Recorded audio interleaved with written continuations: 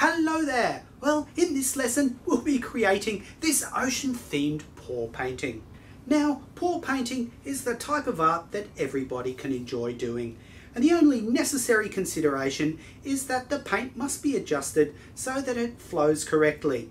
This can easily be done by mixing flow medium with the paint.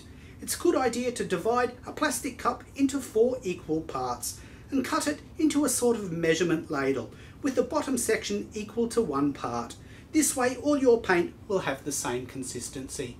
Because this project is an ocean theme, we have used according colours. A dab of yellow is used to warm up the green, as well as turquoise, phthalo blue, titanium white, silver, monastral blue and ultramarine blue, all in acrylics.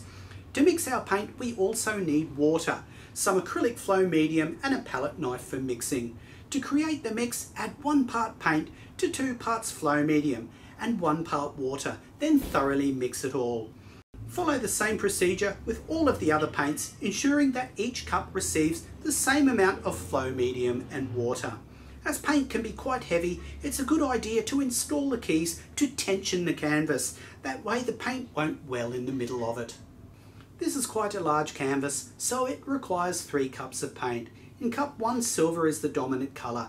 This is followed by smaller amounts of cerulean blue, ultramarine and then phthalo.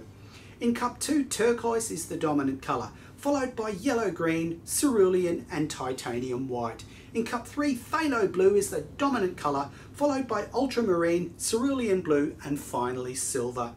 Before we start painting, we need to lay down some more of that acrylic flow medium over the canvas. Pour enough medium out so a thin layer covers the entire canvas right up to the edge.